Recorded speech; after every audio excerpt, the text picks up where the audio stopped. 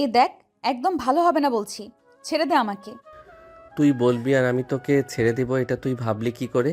আমাকে বিয়ে করার আগে একটাবার চিন্তা করিসনি তুই এর পরিণাম কি হতে পারে? এখানে তুই আমাকে কেন দোষ দিচ্ছিস, আমি তো সেটাই বুঝতে পারছি না। এখানে কি আমার একার দোষ ছিল নাকি? তাহলে আমি কাকে দোষ দিব তুই নিজে সেটা বলে দে। তুই তো খুব ভালো করে জানিস আমি আমার বাবার মুখের উপর কখনোই কথা বলতে পারি না। তেমনি আমার হাতে তো কোনো উপায় ছিল না, আমি কি করতাম বল? তোর মা বাবার সঙ্গে সঙ্গে তুইও মরে যেতে পারলি না, তাহলে তো আর আজ আমাকে এই দিন দেখতে হতো না। আমি বুঝতে পারছি না আমি শহরে ফিরে গিয়ে আমার গার্লফ্রেন্ডকে কি উত্তর দেব। আশিকের কাছ থেকে এমন কথা শুনে জোরে জোরে কাঁদতে লাগলো প্রিয়াঙ্কা। তখনই আবারও আশিক প্রিয়াঙ্কাকে ধমক দিয়ে বলতে থাকে, এই দেখো, এখানে একদম নাটক করবে না। তোমার নাটক দেখতে আমি এখানে বসে নেই। এসব কিছু আমার একদম ভালো লাগে না। তাহলে তুই আমাকে কেন কথা শোনাচ্ছিস বল? আমার মা বাবা মারা গেছে, এখানে আমার কি দোষ? তোমার তো সেটাই যে তুমি আমাকে বিয়েটা করেছো। এই বলে আশিক প্রিয়াঙ্কাকে আর কোনো কথা বলার সুযোগ না দিয়ে ধাক্কা দিয়ে বিছানা থেকে ফেলে দিল আর বলতে লাগলো, আমার সঙ্গে একই বিছানায় তুমি ঘুমাতে পারবে না, নিচে গিয়ে ঘুমাও। এদিকে বিছানা থেকে মাটিতে পড়ে গিয়ে কোমরে প্রচণ্ড ব্যথা পায় প্রিয়াঙ্কা আর ফুপিয়ে ফুপিয়ে আবারও কাঁদতে থাকে। কিন্তু কি আর করবে, কপালের লিখন যায় না খণ্ডন। আল্লাহ পাক রাব্বুল আলামিন তার কপালে যেটা লিখে রেখেছেন সেটা তো হবে, সেটা আজ না হোক কাল। ওনার সিদ্ধান্তের ওপর কোনো কিছুই করার নেই। সেটা প্রিয়াঙ্কাও মনে মনে মেনে নিয়েছিল, কিন্তু এখন যেটা হচ্ছে সেটা সে একদমই মেনে নিতে পারছে না। এই বিয়েটা সে প্রথমত নিজের ইচ্ছায় করতে চায়নি, আর এখন কিনা বিয়েটা করেও তাকে আরও বেশি পস্তাতে হচ্ছে। এখন তার কি করা উচিত সে এটাই ভেবে পাচ্ছে না। অপরদিকে বিছানার উপর থেকে ধাক্কা দিয়ে ফেলে দেওয়ায় কোমরে প্রচণ্ড ব্যথা পেয়েছে। একদিকে ব্যথা, অন্যদিকে আশিকের এসব কথা। কোনটার আঘাত সহ্য করবে এটাই সে ভেবে উঠতে পারছে না। মাটিতে বসে বসে ফুপিয়ে ফুপিয়ে কান্না করছে প্রিয়াঙ্কা। তখনই আবারও আশিক প্রিয়াঙ্কাকে ধমক দিয়ে বলতে থাকে, এই দেখো, এখানে একদম নাটক দেখাবি না। আমার খুব ঘুম পাচ্ছে, আমাকে ঘুমাতে হবে। আমি তো নাটক দেখতে এখানে বসে নেই। বিছানা তো ছেড়ে দিয়েছি, ঘুমোচ্ছিস না কেন? ঘুমিয়ে পড়লেই তো পারিস। একটু রেগে গিয়ে এই কথাটা বলে প্রিয়াঙ্কা। আর এদিকে আশিক তখনই বিছানার উপর কম্বল মুড়ি দিয়ে শুয়ে পড়ল। শীতের রাত, বাইরে প্রচণ্ড কুয়াশা পড়েছে। চারদিক কুয়াশায় অন্ধকার হয়ে আছে, দুহাত দূরের জিনিসও দেখা যাচ্ছে না। শীতে তরতর হয়ে কাঁপছে প্রিয়াঙ্কা। পরনে একটা বেনারসি, মাথায় পাতলা একটা জর্জেটের ওড়না। প্রচণ্ড শীত লাগছে, কিন্তু রুমে সেরকম কিছু নেই যেটা দিয়ে প্রিয়াঙ্কার নিজের শীত নিবারণ করতে পারে। এদিকে আশিক বিছানায় গা এলিয়ে দেওয়া মাত্রই ঘুমিয়ে পড়েছে। দুদিন ঠিকমতো ঘুম হয়নি, তাই আজ বিছানায় শরীর এলিয়ে দেওয়া মাত্রই ঘুম চলে আসলো। এদিকে প্রিয়াঙ্কা শীতে কাঁপতে কাঁপতে অজ্ঞান হয়ে গেল। সকাল ৮টা বাজে আশিকের ঘুম ভাঙল। ঘুম ভেঙে দেখতে পেল প্রিয়াঙ্কা মাটিতে শুয়ে আছে। সে ২-৩ বার প্রিয়াঙ্কাকে ডাক দিল, কিন্তু প্রিয়াঙ্কা কোনো সাড়া শব্দ করছিল না। মনে একটু ভয় পেয়ে গেল। সে সামনের দিকে এগিয়ে গেল। প্রিয়াঙ্কার শরীরে হাত দিয়ে দেখে সারা শরীর বরফের মতো ঠান্ডা হয়ে আছে। তার গা কাটা দিয়ে উঠল। কোনো অঘটন ঘটে বসেনি তো। যে প্রিয়াঙ্কার নার্ভ দেখার চেষ্টা করল। নার্ভ চলছে খুব ধীর গতিতে। তাড়াতাড়ি করে কোলে তুলে নিয়ে প্রিয়াঙ্কাকে বিছানায় শুইয়ে দিল, আর তারপরে বাড়ির সবাইকে ডাকতে লাগলো। আশিকের গলার আওয়াজ শুনে তার মা বাবা সহ বাড়ির সবাই সেখানে ছুটে চলে আসলো। আশিকের আম্মু রুমে প্রবেশ করেই আশিককে ধাক্কা মাত্রই বলতে লাগলো, কিরে বাবা, কি হয়েছে? তুই এভাবে সাত সকালবেলা চিৎকার করছিস কেন? ওই যে বিছানার উপর শুয়ে আছে, তার গায়ে হাত দিয়ে দেখো। বলতেই আশিকের আম্মু সামনের দিকে এগিয়ে গেল। প্রিয়াঙ্কার গায়ে হাত দিয়ে দেখতে পেল শরীর একদম ঠান্ডা হয়ে আছে। এটা দেখে তিনি দুহাত পিছনে সরে গেলেন। তিনি বুঝতেই পারছেন না কি হয়েছে। কিছুক্ষণ পর তিনি আবারও সামনের দিকে এগিয়ে আসলেন, প্রিয়াঙ্কার হাতে হাত দিলেন। দেখলেন নার্ভ চলছে, তার মানে মেয়েটা এখনও জীবিত আছে। কিন্তু শরীর এতটা ঠান্ডা হলো কিভাবে, সেটাই মাথায় আসছে না আশিকের আম্মুর। তাই তিনি আশিককে বলতে লাগলেন, কি ব্যাপার বাবা? ও, শরীর এত ঠান্ডা হয়েছে কিভাবে?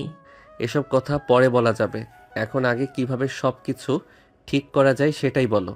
তখনই আশিকের আম্মু কোনো কথা না বলে আশিকের আব্বুকে গাড়ি বের করতে বললেন, আর তারপরেই তিনি প্রিয়াঙ্কাকে কোলে তুলে নিয়ে গাড়িতে বসালেন। সেখান থেকে সোজা ডাক্তারের চেম্বারে চলে আসলেন। ডাক্তারকে দেখালেন। ডাক্তার ইঞ্জেকশন দিলেও কিছুক্ষণের মধ্যেই প্রিয়াঙ্কা জ্ঞান ফিরে আসলো। আশিকের আম্মু প্রিয়াঙ্কার মাথার কাছে বসে আছে। প্রিয়াঙ্কা চোখ মেলে আশিকের আম্মুকে দেখে বলতে থাকে, ছোট আম্মু, আমি কোথায়? তুমি হসপিটালে? রাতে তোমার কি হয়েছিল? খুলে বলো তো তুমি।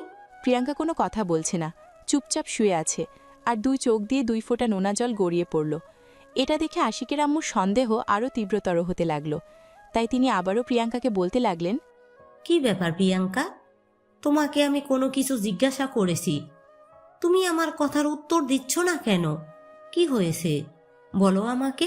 কই না তো, সেরকম কোনো কিছুই হয়নি। এমনিতেই হঠাৎ করে শরীরটা খারাপ লাগছিল। আমাকে বাড়িতে নিয়ে চলো, আমি বাড়িতে যাব। তোমাকে তো এখনই বাড়িতে নিয়ে যাওয়া যাবে না, ডাক্তার বলেছে আজ তোমাকে এখানেই থাকতে হবে। তোমার শরীরের অবস্থা খুবই খারাপ, ডাক্তার তোমাকে আরও কিছু ঔষধ আর ইঞ্জেকশন দেবেন।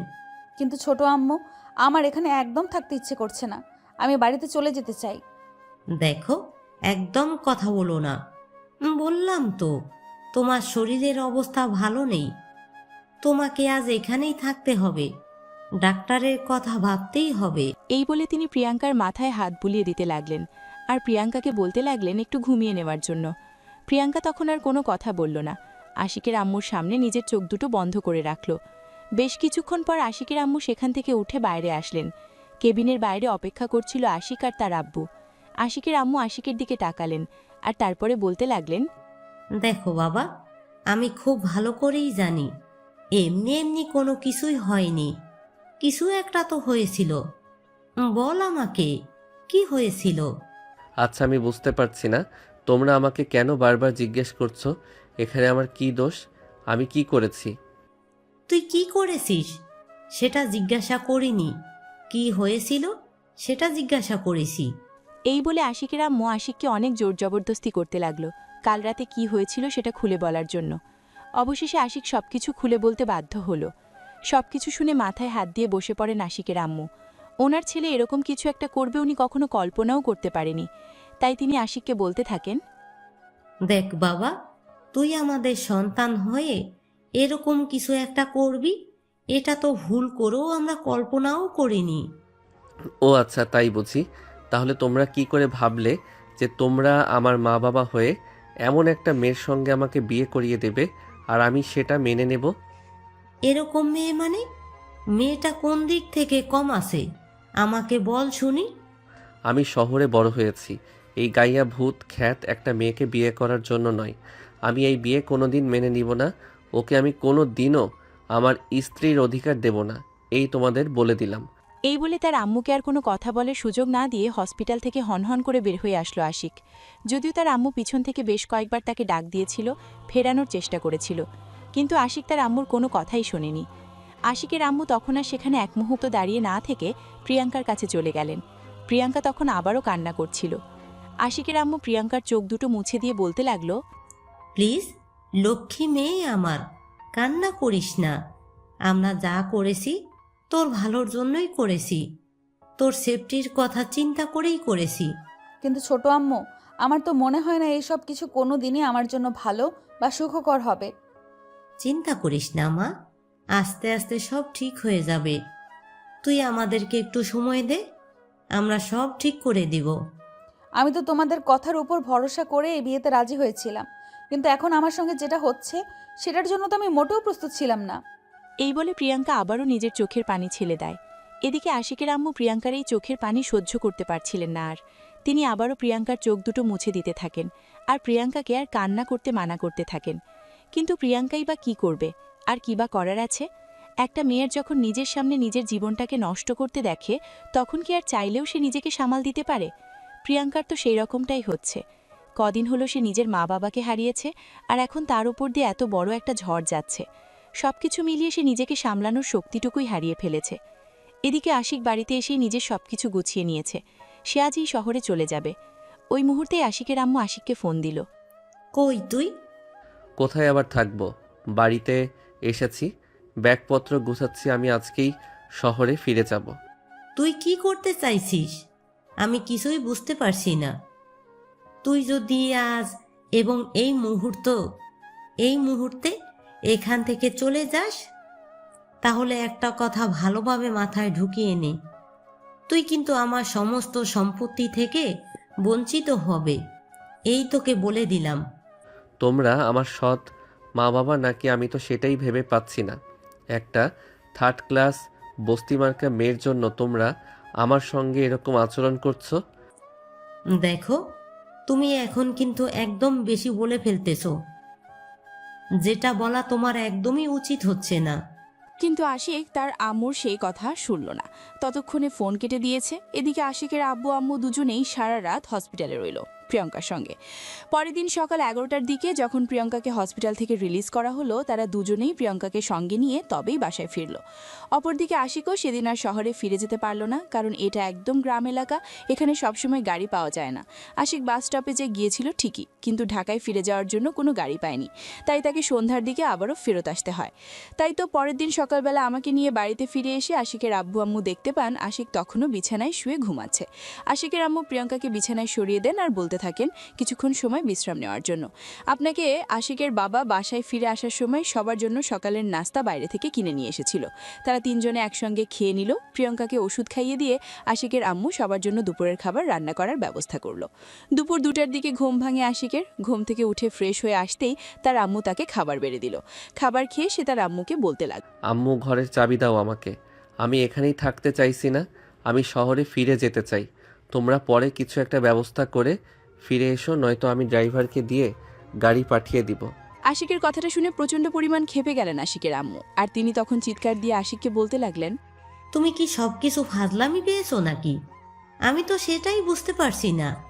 এখানে তোমার বউ অসুস্থ, আর সেখানে কিনা তুমি একা একা শহরে ফিরে যাবে, তাও আবার নতুন বিয়ে করা বউকে ফেলে রেখে।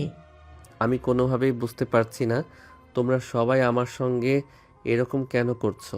যেখানে আমি এই বিয়েটা মানতে চাইছি না, কেন তোমরা সেটা আমার উপর জোর করে চাপিয়ে দিতে চাইছো? এই বিয়ে মেনে না নেওয়ার মতো কোনো কারণ আমরা দেখতে পাচ্ছি না।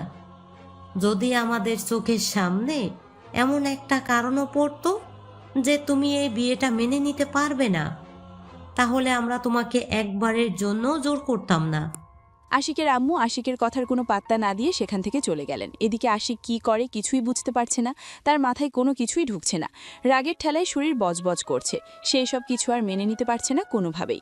এখানে নেটওয়ার্কের সমস্যা, চাইলেও সে এখানে এসে নিজের গার্লফ্রেন্ডের সঙ্গে যোগাযোগ রাখতে পারছে না। শহরে ফিরে যাওয়ার পর যখন তার গার্লফ্রেন্ডের সঙ্গে দেখা হবে, তখন তার গার্লফ্রেন্ডকে কী রিয়াকশন করবে সেটাই তো ভেবে পাচ্ছে না। কিন্তু কি আর করার, এখানে আসাটাই সবচাইতে বড় বোকামি হয়েছে। এখানে না আসলে এই সমস্যাগুলোর মধ্যে পড়তে হতো না। হ্যাঁ ভিউয়ার্স, আপনারা একদম ঠিক শুনেছেন, একদম এরকমটাই মনে হচ্ছে আশিকের। এখন মনে হচ্ছে আব্বু আম্মুর কথা মেনে এখানে না আসলেই সবচাইতে বেশি ভালো হতো। এসব চিন্তা করতে করতে বাড়ি থেকে বের হয়ে একটু পুকুর পাড়ে গিয়ে বসলো আশিক। দক্ষিণের ঠান্ডা হাওয়া তার গায়ে একদম হিম করে দিচ্ছে। শীতের বিকেলে চারদিকে হালকা কুয়াশা পড়তেও শুরু করেছে। শীতের বিকেলে গ্রামের দিকে পরিবেশটাই অন্যরকম থাকে। গায়ে শীতের কাপড় থাকা সত্ত্বেও অনেকটাই ঠান্ডা ঠান্ডা অনুভূতি হচ্ছে। আশিক বেশিক্ষণ পুকুর পাড়ে থাকতে পারল না, কারণ তার এমনিতেই ঠান্ডার সমস্যা আছে। আর এখন যদি এই কুয়াশা এবং ঠান্ডা বাতাসের মধ্যে বেশিক্ষণ থাকে, তাহলে দেখা যাবে কিছুক্ষণ পর প্রচণ্ড পরিমাণ ঠান্ডা লেগে যাবে। তাই সে বাড়ির ভিতরে ফিরে আসে। আজ 3 দিন নেটওয়ার্কের বাইরে আছে আশিক, কারণ গ্রামের নেটওয়ার্কের অবস্থা খুবই বাজে। রাতের বেলা আশিক তার বাবাকে অনেক রিকোয়েস্ট করে বলতে লাগলো পরের দিন যেন সবাই শহরে চলে যায়। এদিকে পরের দিন প্রিয়ঙ্কার শরীরের অবস্থা মোটামুটি একটু ভালোই ছিল, তাই সবাই মিলে পরের দিন সকালবেলাতেই শহরে ফিরে যাওয়ার সিদ্ধান্ত নিল। সেদিন বিকেলের মধ্যেই আশিকের আব্বু আম্মু আশিক এবং প্রিয়ঙ্কা সহ সবাইকে নিয়ে শহরে এসে পৌঁছালো। আশিক বাসায় এসে পৌঁছানোর সঙ্গে সঙ্গেই নিজের রুমে চলে গেল। ফ্রেশ হয়ে সঙ্গে সঙ্গে বাসা থেকে বের হয়ে গেল। যদিও তার আম্মু তাকে অনেকবার জিজ্ঞাসা করেছিল কোথায় যাচ্ছে সে ব্যাপারে কিছু বলার জন্য, কিন্তু আশিক তার আম্মুকে কোনো উত্তর দিল না। সে কারো কাছে নিজের ব্যাপারে কোনো কৈফিয়ত দিতে প্রস্তুত ছিল না। তাই বাসা থেকে বের হয়ে সঙ্গে সঙ্গেই গার্লফ্রেন্ড আর নেহাকে ফোন দেয়। ব্যাস অনেকবার কল দেয়, কিন্তু নেহা কোনোভাবেই ফোন রিসিভ করছিল না। প্রায় সন্ধ্যা পর্যন্ত একটা কফি শপে বসে নেহাকে ফোন করতেই থাকলো, কিন্তু নেহা তার উপর প্রচণ্ড পরিমাণ রেগেছিল। এই কয়দিনে একটা বারের জন্যও আশিক নেহার সঙ্গে যোগাযোগ করার চেষ্টা পর্যন্ত করেনি। নেহা অনেকবার আশিকের নাম্বারে ফোন করেছিল, কিন্তু ফোন সুইচ অফ বলছিল। অবশেষে বাধ্য হয়ে আশিক নেহার বাসায় চলে গেল। দরজায় দাঁড়িয়ে কলিং বেল চাপ দেওয়ার কিছুক্ষণের মধ্যেই নেহার আম্মু এসে দরজা খুলে দিল। আশিক সালাম দিয়ে ভিতরে প্রবেশ করলো, তারপরে সে নেহার আম্মুকে বলতে লাগলো, আসসালামু আলাইকুম আন্টি। নেহা কোথায়? আমি নেহাকে সেই কখন থেকে ফোন দিচ্ছি, নেহা আমার ফোন তুলছে না কেন? সেটা আমি কি করে বলবো? আমি তো এ ব্যাপারে কোনো কিছুই জানি না। সে নিজের রুমেই রয়েছে, তুমি তার সঙ্গে গিয়ে কথা বলো। তখন আশিক আর এক মুহূর্ত দেরি না করে নেহার রুমের দিকে পা বাড়ায়। নেহা রুমের দরজা খোলা রেখেই ভিতরে বসেছিল। আশিক রুমের ভিতর প্রবেশ করে নেহা আশিককে দেখতে পেয়েও না দেখার ভান করে বসে থাকে। তার আর কোনোভাবে আশিকের সঙ্গে কথা বলার ইচ্ছে ছিল না, তাই সে চুপচাপ বসেছিল। এদিকে আশিক নেহার এমন অবস্থা দেখে বুঝতে পারি নেহা প্রচণ্ড পরিমাণ রেগে আছে। আশিক আস্তে আস্তে নেহার পাশে গিয়ে বসল, তারপর নেহার হাত দুটো ধরে বলতে লাগলো, I am so sorry dear, তুমি আমার কথা বিশ্বাস করো, আমি গ্রামে যেতে চাইনি। তুমি যেখান থেকে এসেছো চুপচাপ সেখান দিয়ে বেরিয়ে যাও। আমি তোমার সঙ্গে কোনো কথা বলতে চাইছি না। প্লিজ এমন করে না ডিয়ার, আমি তোমায় অনেক ভালোবাসি। এই কয়দিনে আমি তোমাকে অনেক মিস করেছি। প্লিজ তুমি একটাবার আমার কথা বিশ্বাস করো। বিশ্বাস করব? তা আবার তোমাকে? তুমি চুপচাপ এখান থেকে চলে যাও। এখান থেকে আমার মেজাজ খারাপ করো না। এই কদিন কোথায় ছিল তোমার বিশ্বাস আর ভালোবাসা? আশিক তখন নেহাকে অনেক বোঝাতে শুরু করেছে সে নিজের ইচ্ছায় গ্রামের বাড়িতে যেতে চায়নি, তার মা বাবাকে জোর করে গ্রামে নিয়ে গেছে। কিন্তু নেহা কোনোভাবেই তার কথাই বোঝার চেষ্টা করছিল না। তার কথা একটাই, আশিক ইচ্ছে করেই গ্রামে চলে গেছে এবং ইচ্ছে করেই তার সঙ্গে যোগাযোগ বন্ধ করে দিয়েছে যাতে সে কষ্ট পায়। কিন্তু আশিক তাকে বুঝাতে থাকে সে নেহাকে অনেক বেশি ভালোবাসে, সে কোনোভাবেই চায় না নেহা কষ্ট পাক। কিন্তু কোনো কিছুতে কোনো কাজ হচ্ছিল না। নেহা আশিকের কোনো কথাই শুনছিল না, সে উল্টাপাল্টা কথাই বলছিল আর চিৎকার চেঁচামেচি করছিল। নেহার এবং চিৎকার চেঁচামেচি শুনে নেহার আম্মু ওই রুমে এসে উপস্থিত হয়, আর তারপরেই তিনি নেহাকে বলতে থাকেন, কি ব্যাপার, কি হয়েছে? কিছুই বুঝতে পারছি না। এখন এত চিৎকার চেঁচামেচি কেন হচ্ছে? আম্মু, তুমি এই হারামজাদাকে বলো এক্ষুনি আমার চোখের সামনে থেকে বের হয়ে যেতে। আশিক, আমার মনে হয় নেহা তোমার উপর একটু বেশি রেগে আছে। তুমি এখন চলে যাও, নেক্সট টাইম এসে ওর সঙ্গে কথা বলিও। আশিক তখন আর কোনো কথা বলল না। সে খুব ভালোভাবেই বুঝতে পারল এখন নেহাকে যত চাই কিছু বলা হোক না কেন নেহা কোনো কথাই শুনবে না। তাই এখানে কথা বলে সময় নষ্ট না করে এখান থেকে চলে যাওয়াই ভালো। এইসব চিন্তা করতে করতেই আশিক নেহাদের বাড়ি থেকে বের হয়ে চলে আসে। তখনই তার এক বন্ধু তাকে ফোন দিল। কিরে দোস্ত, এতদিন তুই কোথায় ছিলি? তোকে কতবার ফোন করেছি, তুই জানিস তোর ফোনটা সুইচ অফ বলছিল। তখনই আশিক তার বন্ধুকেও একই কথা বলতে থাকে যে তার মা বাবাকে জোর করে গ্রামের বাড়িতে নিয়ে গেছিল। তখনই আশিকের বন্ধু নেহাকে তার সঙ্গে দেখা করতে বলে, যেখানে তারা বন্ধুবান্ধবরা প্রতিদিন সন্ধ্যাবেলা আড্ডা দেয়। আশিক বাইক চালিয়ে সেখানে চলে আসে। তার অন্যান্য সব বন্ধুবান্ধবরা সেখানে বসেই তার জন্য অপেক্ষা করছিল। আশিক সেখানে আসতেই যেন সেই আড্ডা পরিপূর্ণতা পেল। সবাই মিলে একসঙ্গে বসে চা সিগারেট খেলো, অনেকক্ষণ গল্পগুজব করল। রাত 10টায় হঠাৎ করে আশিকের ফোনটা বেজে উঠল। আশিক মোবাইলটা হাতে নিয়ে দেখে তার আম্মু তাকে ফোন করেছেন। ফোনটা রিসিভ করতে মন চাইছিল না, কারণ সে খুব ভালো জানে তার আম্মু এই মুহূর্তে তাকে কেন ফোন করেছেন।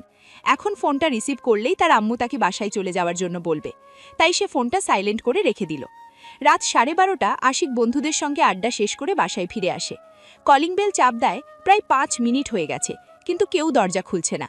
আরও কয়েকবার কলিং বেল চাপ দেওয়ার পর আশিকের আম্মু দরজাটা খুলে দেয়।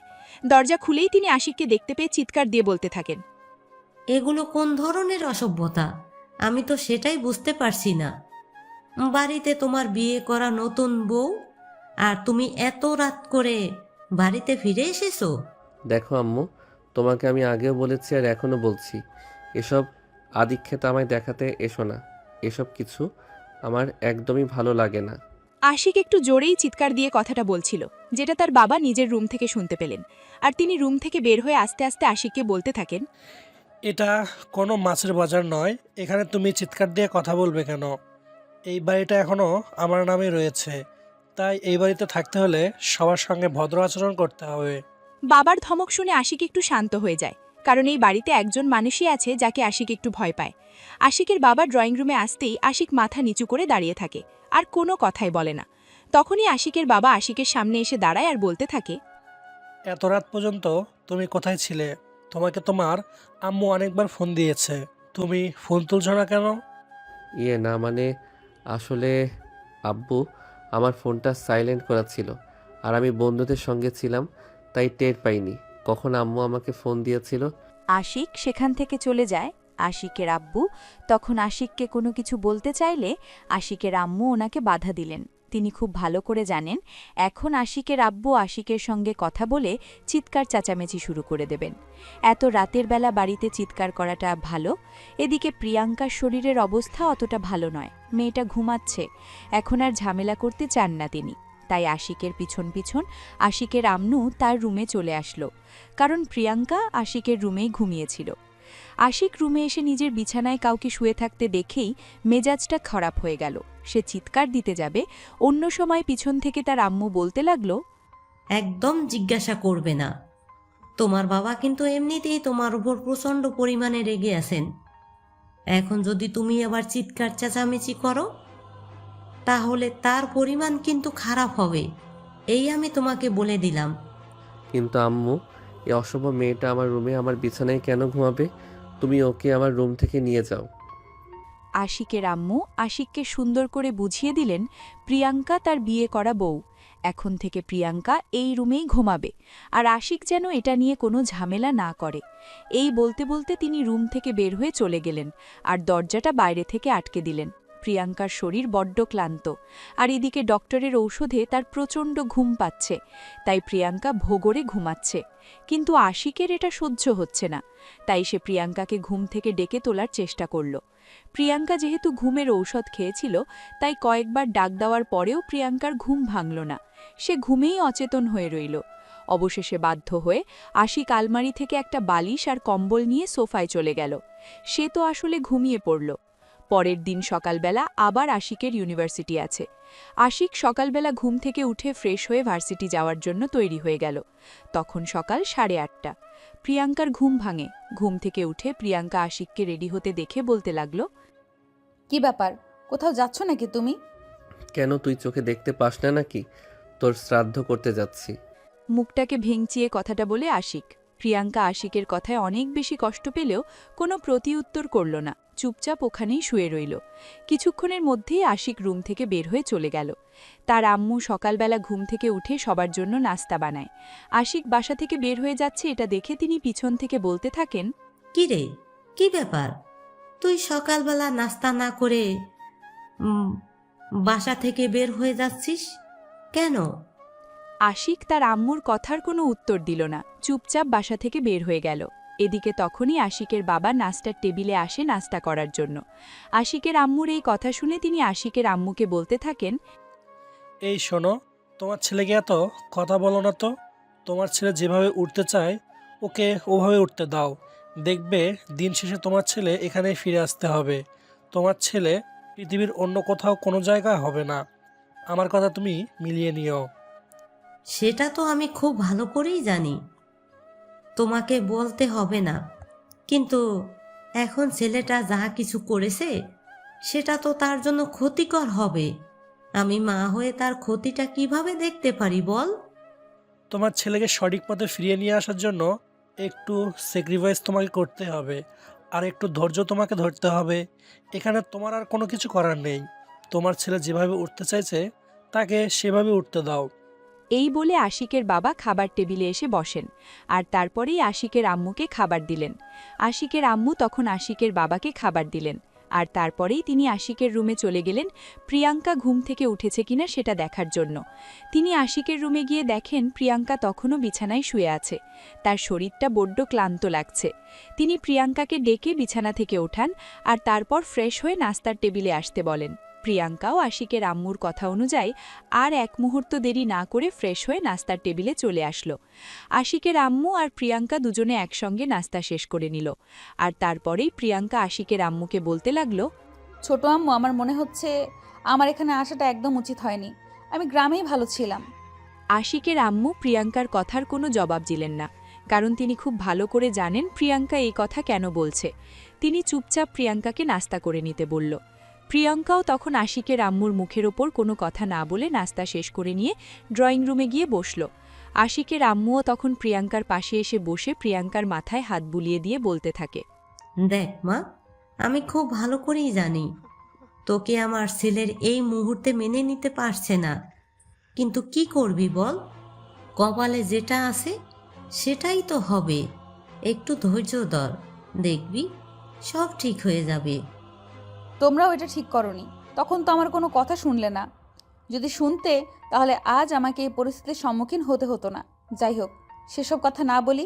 এখন তোমার ছেলেকে আমি কিভাবে সঠিক পথে ফিরিয়ে নিয়ে আসতে পারবো সেই পথ আগলে দাও আমায়। তুই আগে সুস্থ হয়ে উঠ, তারপর যা করতে হবে আমি বলে দেব। এই বলে আশিকের আম্মু প্রিয়াঙ্কার মাথায় হাত বুলিয়ে দিতে লাগলো। আর প্রিয়াঙ্কাও তখন আশিকের আম্মুর কাঁধে মাথা রেখে বসে রইল।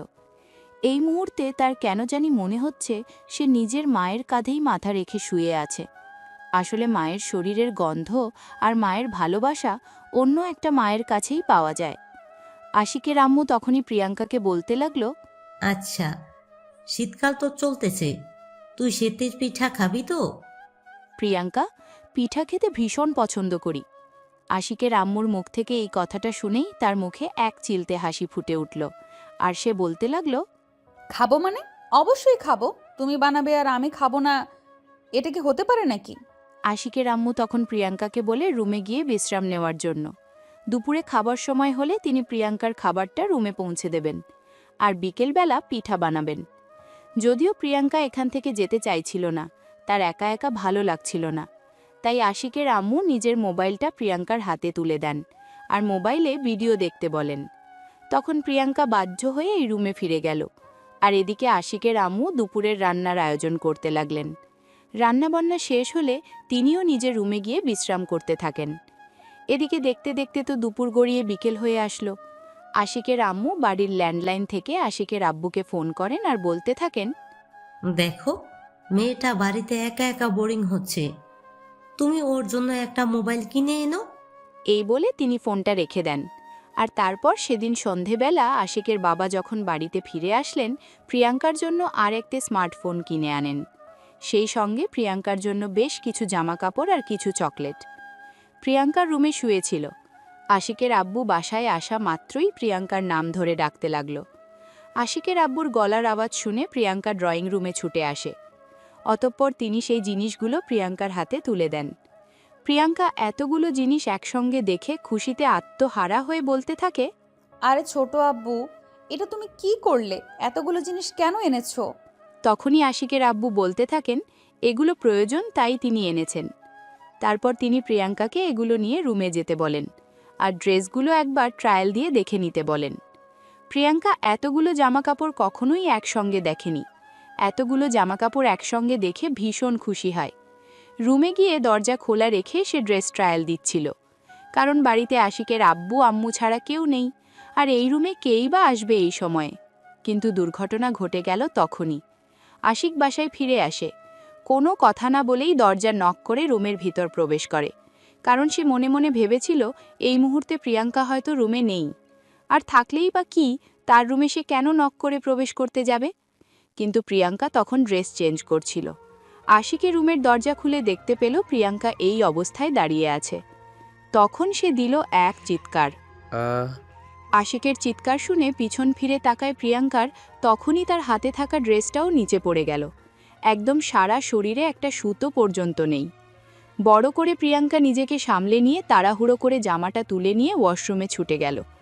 প্রায় 5 মিনিট পর জামা পরে তারপর ওয়াশরুম থেকে বের হয়ে আসে। তখনই আশিক চিৎকার করে প্রিয়াঙ্কাকে বলতে লাগলো, তোকে তো এতদিন ভেবেছিলাম তুই শুধু ছোট লোক ফকিন্নি, আর এখন তো দেখা যাচ্ছে নির্লজ্জ মার্কা মেয়ে তুই। লজ্জা শরম কোনো কিছুই তোর নেই। এই, তুই আমাকে কেন বলছিস? তোর লজ্জা শরম আছে নাকি? একটা রুমের ভেতরে প্রবেশ করতে হলে মিনিমাম পারমিশন চেয়ে নিতে হয়, সেটা কি নিয়েছিস? ওরে আইসে আমার পারমিশন নিতে, আমার রুমে অকাজ করে বেড়াবে, তারপর আবার আমাকেই বলবে পারমিশন নিতে। তুই কেন রুমের দরজাটা বন্ধ করে তারপর এই অকাজগুলো করতে পারলি না? এই, তুই আমাকে কেন কথা শোনাচ্ছিস? আমি জানতাম না হুট করে এই রুমের ভেতরে চলে আসবি। এই বলে প্রথমবার প্রিয়াঙ্কা আশিকের সঙ্গে একটু উঁচু গলায় কথা বলার চেষ্টা করছিল। ঠিক তখনই আশিক প্রিয়াঙ্কার হাতটা ধরে টানতে টানতে দরজার বাইরে নিয়ে আসে, আর তখনই মুখের ওপর দরজাটা লাগিয়ে দিয়ে বলতে থাকে, চুপচাপ এখান থেকে চলে যা বলছি। আমাকে কোনো রকম কোনো বিরক্ত করবি না, এমনিতেই মাথা খারাপ আছে, আমি ঘুমাবো এখন। প্রিয়াঙ্কা তখন আশিকের সঙ্গে আর কোনো কথা বলল না, চুপচাপ ড্রয়িং রুমে চলে আসলো। চুপচাপ ড্রয়িং রুমে বসে আছে এই বিষয়টা লক্ষ্য করছিল কিচেন রুম থেকে আশিকের আম্মু। কিচেন থেকে বের হয়ে প্রিয়াঙ্কার কাছে এসে বসেন, আর তারপরেই প্রিয়াঙ্কাকে বলতে থাকেন কি হয়েছে সেটা ওনাকে খুলে বলার জন্য। কিন্তু প্রিয়াঙ্কা কোনো কথাই বলল না, চুপচাপ সেখানেই বসে রইল। বেশ অনেকক্ষণ সময় কেটে গেল। আশিকের আম্মু অনেকভাবে প্রিয়াঙ্কার থেকে জানার জিজ্ঞাসা করলেন আসলে কি হয়েছে, কিন্তু প্রিয়াঙ্কা কোনো উত্তরই দিল না। তাই তিনি বাধ্য হয়ে আবারও রান্না করে ফিরে গেলেন আর রান্নার কাজ শেষ করলেন। এদিকে রাতের খাবারের সময় হয়ে গেলে সবাই একসঙ্গে খাবার টেবিলে বসল, কিন্তু আশিক এখনও খাবার টেবিলে আসেনি। আশিকের আম্মু প্রিয়াঙ্কাকে বলল আশিককে ঘুম থেকে ডেকে তুলে খাবার টেবিলে নিয়ে আসার জন্য। প্রিয়াঙ্কা কোনো উত্তর না দিয়ে সেখান থেকে উঠে রুমে চলে গেল, কিন্তু রুমের দরজা যেহেতু ভিতর দিক থেকে লক করা ছিল, তাই প্রিয়াঙ্কা সরাসরি রুমের ভিতর প্রবেশ করতে পারেনি। দরজার সামনে দাঁড়িয়ে দরজায় নক করছিল আর আশিকের নাম ধরে ডাকছিল, তবে অনেকবার দরজায় নক করে এবং ডাকাডাকি করেও কোনো লাভ হয়নি। আশিক কোনো সাড়া শব্দ করেনি, তাই বাধ্য হয়ে প্রিয়াঙ্কা আবারও খাবার টেবিলে ফিরে আসে আর আশিকের আম্মুকে সেটা বলে। তখন আশিকের আম্মু বাধ্য হয়ে প্রিয়াঙ্কা এবং আশিকের আব্বুকে নিয়ে রাতের খাবার খেয়ে নিল। কিন্তু রাত 12টার কাছাকাছি বাজে, আশিক এখনও ঘুম থেকে ওঠেনি, রুমের দরজা খোলেনি। প্রিয়াঙ্কা ঔষধ খেয়ে ঘুমাবে, তাই আশিকের আম্মু নিজেই চলে গেলেন আশিককে ঘুম থেকে ডেকে তোলা এবং দরজা খোলার জন্য। বেশ কয়েকবার ডাক দেওয়ার পর আশিক ঘুম থেকে জেগে উঠল আর তার আম্মুকে দেখেই বলতে লাগলো, কি ব্যাপার আম্মু, কি হয়েছে? একটু শান্তি মতো আমাকে ঘুমাতে দিবে না নাকি? এভাবে চিৎকার চেঁচামেচি করছো কেন? আচ্ছা, তুই কেমন পুরুষ মানুষ আমি তো সেটাই বুঝতে পারি না। তোর বউ এই শীতের মধ্যে রুমের বাইরে দাঁড়িয়ে ডাকাডাকি করছে রুমের দরজা খোলার জন্য, কিন্তু তুই কোনো সারা শব্দ না করে নিজে কম্বল মুড়ি দিয়ে ঘুমাচ্ছিস। আশিক তখন কোনো কথা না বলেই দরজা থেকে সরে দাঁড়ালো, কারণ সে খুব ভালো করেই জানে এখন তার বাবা বাড়িতে আছে। এখন যদি সে উল্টাপাল্টা কোনো কথা বলে তাহলে তার পরিণাম ভয়াবহ হতে পারে। প্রিয়াঙ্কার রুমে প্রবেশ করলো আর তখনই আবারও আশিকের আম্মু আশিককে উদ্দেশ্য করে বলতে লাগলো, দেখ বাবা, আমি শেষবারের মতো তোকে অনুরোধ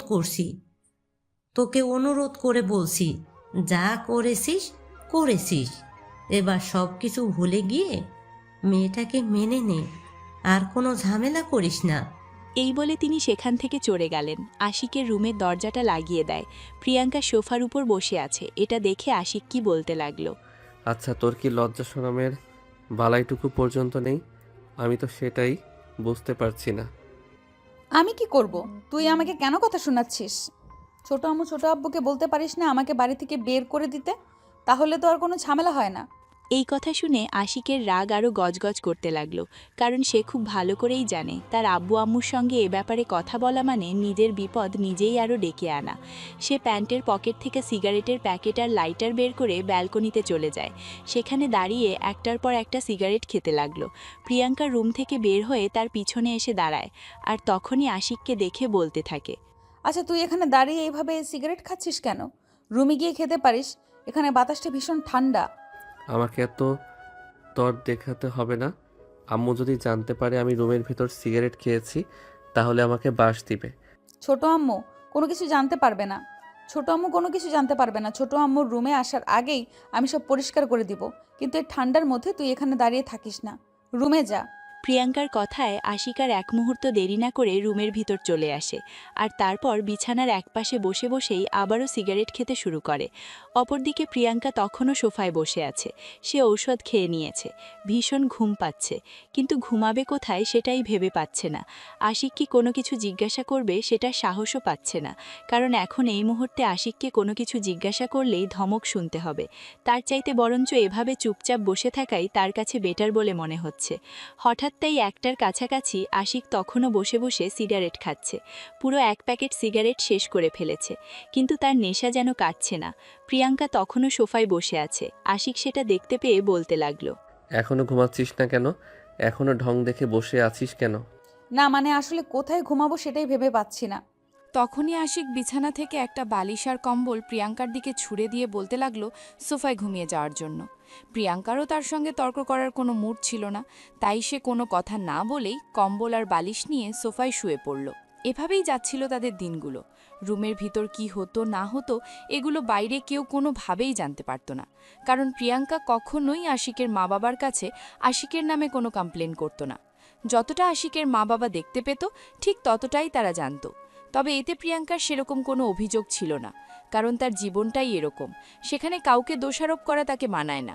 ছোটবেলায় বাবাকে হারিয়েছে, তারপর মা একা হাতে প্রিয়াঙ্কাকে মানুষ করার দায়িত্ব নিয়েছে, তাকে পড়াশোনা করিয়েছে, দেখভাল করে এইটুকু বড় করেছে। প্রিয়াঙ্কা গ্রামে থেকে বড় হয়েছি, তবে তার মা তাকে নিজের সামর্থ্য অনুযায়ী পড়াশোনা করানোই চেষ্টা করিয়েছে। এদিকে কয়েক মাস আগেই প্রিয়াঙ্কার আম্মু হঠাৎ করে অসুস্থ হয়ে পড়েন। প্রিয়াঙ্কা তার আম্মুকে ডক্টরের কাছে নিয়ে যায়, আর তখনই তার আম্মুর ব্রেন ক্যান্সার ধরা পড়ে। ডাক্তার জানিয়ে দেয় প্রিয়াঙ্কার আম্মু আর বেশি দিন বাঁচবেন না। এই কথাটা শুনে প্রিয়াঙ্কা ভীষণ রকমভাবে ভেঙে পড়ে, কারণ এই পৃথিবীতে তার আম্মুর পরে আপন বলতে আর কেউ থাকবে না। তাই কিন্তু প্রিয়াঙ্কার আম্মু সবসময় মেয়েকে সান্ত্বনা দিতেন আর একটা কথাই বলতেন, আল্লাহ যা করেন মানুষের মঙ্গলের জন্যই করেন। তবে এই কথাটা প্রিয়াঙ্কার মাথায় ঠিকঠাকভাবে ঢুকত না। আল্লাহ ঠিক তার জন্য কতটা মঙ্গল করছেন আর মঙ্গলের কথা চিন্তা করেই এসব কিছু হচ্ছে। তবে প্রিয়াঙ্কা এবং তার আম্মু দুজনেই 5 ওয়াক্ত নামাজ পড়ত, আল্লাহর কাছে শুকরিয়া জ্ঞাপন করত এবং ভবিষ্যতের দিন যাতে ভালোভাবে কাটে তার জন্য অনেক দোয়া করত। প্রিয়াঙ্কার আম্মু সবসময় চাইতো নিজে বেঁচে থাকতে প্রিয়াঙ্কার একটা হাল করে যেতে, কিন্তু কপালে না থাকলে যা হয় আর কি, আল্লাহ হয়তো এমনটাই চেয়েছিল। তাই তো তিনি প্রিয়াঙ্কার জীবন থেকে তার আম্মুকেও সরিয়ে নিলেন। কিন্তু তাতে প্রিয়াঙ্কার আল্লাহর প্রতি সেরকম কোনো অভিযোগ ছিল না, সে মেনে নিয়েছিল ভাগ্যকে। কিন্তু তারপর যেটা হলো সেটার জন্যও সে একদমই প্রস্তুত ছিল না। প্রিয়াঙ্কার আম্মুর অসুস্থতার খবর শুনে সেখানে শহর থেকে ছুটে যায় তার ছোট চাচা ছোট চাচি, যাদেরকে প্রিয়াঙ্কা ছোট আম্মু এবং ছোট আব্বু বলে ডাকত। তারা গ্রামে যাওয়ার 2 দিন পরেই প্রিয়াঙ্কার আম্মু ইহলোক ত্যাগ করেন। আশিকের আব্বু আম্মু গ্রামে থেকেই প্রিয়াঙ্কার আম্মুর দাফন কাফনের কাজ শেষ করেন। তারপরেই তারা প্রিয়াঙ্কাকে নিয়ে অনেক বেশি চিন্তিত হয়ে পড়ার কারণ গ্রামের বাড়িতে প্রিয়াঙ্কাকে রেখে আসার মতো কোনো পরিস্থিতি ছিল না তাদের। তাই তারা আরও বেশি চিন্তিত হয়ে পড়ে এখন প্রিয়াঙ্কাকে কি করা যায়।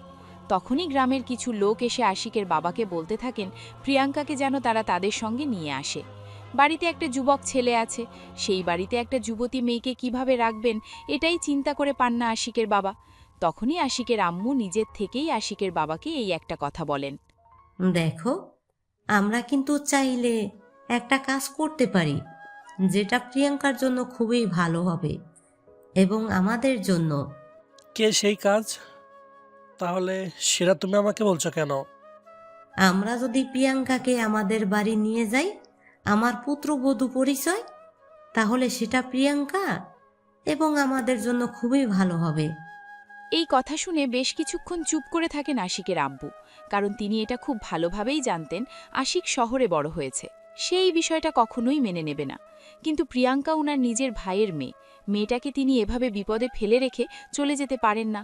তাই তিনি বেশ কিছুক্ষণ চিন্তাভাবনা করেন আর তারপরে সিদ্ধান্ত নেন আশিকের সঙ্গে এ ব্যাপারে সরাসরি কথা বলবেন। তাই তিনি কোনো কিছুর এত চিন্তা না করেই আশিককে নিজের কাছে ডেকে নেন আর বলতে থাকেন, দেখো, আমি তোমার ব্যাপারে একটা সিদ্ধান্ত নিয়েছি। আমি জানি না তুমি কি বলবে, কিন্তু এটা আমার সঠিক মনে হয়েছে। হঠাৎ করে বাবার এমন কথায় ভীষণ রকম অবাক হয় আশিক, আর তাই সে তার বাবাকে বলতে থাকে, তুমি কি বলতে চাইছো? আমি কিন্তু ঠিকভাবে বুঝতে পারছি না। তুমি কি আমাকে একটু খুলে বলবে? আমি চাইছি প্রিয়াঙ্কাকে একেবারের জন্য আমাদের সঙ্গে আমাদের বাড়িতে নিয়ে যেতে। আমাদের বাড়িটা অনেক বড়, চাইলে একজন মানুষ অনায়াসে থাকতে পারে, কিন্তু সেটা আমাকে বলার কি আছে? তুমি আর আম্মু তো আছোই। আশিকের বাবা তখন চুপ করে যান, তিনি কোনো কথাই বলেন না। তখনই সামনে এগিয়ে আসেন আশিকের আম্মু, আর তখন তিনি নিজের ছেলেকে বলতে থাকেন, তোমার আব্বু আর আমি দুজনে মিলে সিদ্ধান্ত নিয়েছি প্রিয়াঙ্কাকে তোমার সঙ্গে বিয়ে দেব, আর তারপরে পুত্রবধূ পরিচয় আমাদের বাড়িতে নিয়ে যাব। এই কথা শুনে মুহূর্তের মধ্যে ভীষণ রকম রেগে যায় আশিক। এরকম কোনো কিছু ভাবতেই পারে না যে তার আব্বু আম্মু এরকম একটা সিদ্ধান্ত নেবে। তাই সে তার আব্বু আম্মুকে উদ্দেশ্য করে বলতে থাকে, তোমরা এসব কি শুরু করেছো? আমি কিছুই বুঝতে পারছি না। এরকম সিদ্ধান্ত নেওয়ার কারণটা কি সেটা আমি জানতে পারি? দেখো, তুমি যেমন আমাদের সন্তান, প্রিয়াঙ্কাও তেমনি তোমার বড় চাচার মেয়ে। তার সেফটি এবং ভবিষ্যতের দায়িত্ব আমাদের কর্তব্য। সব কিছু চিন্তা করেই আমরা এই সিদ্ধান্ত নিতে বাধ্য হয়েছি। হ্যাঁ, তোমার আম্মু একদম ঠিক বলেছে, আর এটাই আমাদের শেষ সিদ্ধান্ত এবং তোমাকে এটা মেনে নিতে হবে। তোমরা কি আমাকে পাগল পেয়েছো নাকি যে তোমরা আমাকে যা বলবে আমি তাই মেনে নেব? তোমার যা ভালো লাগে তুমি তাই ভাবতে পারো, কিন্তু আমার যা সিদ্ধান্ত আমি পরিষ্কার জানিয়ে দিয়েছি। আজ বিকালে তোমাদের বিয়ের ব্যবস্থা করা হবে। নিজেকে মানসিকভাবে প্রস্তুত করো। এই বলে বাড়ি থেকে বের হয়ে যান আশিকের বাবা। আশিক রাগে ফুসফুস করতে থাকে। সে তার আম্মুকে কোনো কিছু বলতে চাইলেও বলতে পারছিল না। সেও তখন বাড়ি থেকে বের হয়ে চুপচাপ কি পুকুর পাড়ে বসে থাকে। এদিকে সন্ধ্যা হতে না হতেই আশিকের বাবা প্রস্তুত করে বাড়িতে ফিরে আসেন এবং কাজী সাহেবকে বলে আসেন রাতে বাড়িতে আসতে। তিনি বাড়িতে এসে আশিকের বাবার হাতে সব জিনিসপত্র তুলে দেন আর বলেন প্রিয়াঙ্কাকে রেডি করে আশিককে রেডি হতে বলতে। আশিকের আম্মু আশিকের বাবার কথা অনুযায়ী সবকিছু গোছগাছ করে রাখেন। রাতে কাজী সাহেব বাড়িতে আসে। এদিকে প্রিয়াঙ্কা কোনোভাবেই এই বিয়েটা করতে চাইছিল না। নিজের আপন চাচাতো ভাই, তাও আবার বয়সে ছোট, এই ছেলেকে বিয়ে করা একদম মানাবে না। তাই সে বারবার সবাইকে নিষেধ করছিল তারা যেন এই বিয়েটা না করায়। কিন্তু আশিকের বাবা যখন একবার সিদ্ধান্ত নিয়ে ফেলেছে তখন তিনি আর কোনোভাবেই ওই সিদ্ধান্ত থেকে পিছপা হবেন না। তাই তিনি পরিষ্কারভাবে আশিক এবং প্রিয়াঙ্কা দুজনকে জানিয়ে দেন তিনি যখন সিদ্ধান্ত নিয়েছেন এই বিয়ে হবে তার মানে এই বিয়ে হতেই হবে। অপরদিকে মা বাবা হারা প্রিয়াঙ্কা চাচার কথার অবাধ্য হওয়ার মতো দুঃসাহস তার ছিল না, কারণ চাচার কথার অবাধ্য হলে স্ত্রীকুলে তাকে দেখার মতো আর কেউ থাকবে না। তাই নিজের ভবিষ্যৎ এবং সেফটির কথা চিন্তা করে তাকে এই সিদ্ধান্ত মেনে নিতে হলো। কিন্তু আশিক কোনোভাবেই এটা মেনে নেয়নি, আর তার নমুনা তো আপনারা গল্পে ইতিমধ্যে দেখতে পেয়েছেন। তো পরের দিনগুলো তাদের এভাবেই চলতে লাগলো। এদিকে আশিকের অনার্স ফাইনাল ইয়ারের এক্সাম কাছাকাছি চলে আসছিল। আশিক পড়াশোনা নিয়ে খুবই ব্যস্ত ছিল। অপরদিকে তার গার্লফ্রেন্ড নেহা ইদানিং তাকে একটু বেশিই জ্বালাচ্ছিল। এই তো সেদিন রাতের বেলা প্রিয়াঙ্কা সোফায় শুয়ে ঘুমাচ্ছে। আশিক পড়ার টেবিলে বসে বই পড়ছে। তখনই হঠাৎ করেই আশিকের গার্লফ্রেন্ডের নেহা আশিককে ফোন দেয় আর বলতে থাকে, কি ব্যাপার, কি সমস্যা তোমার? আমি তো কিছুই বুঝতে পারছি না।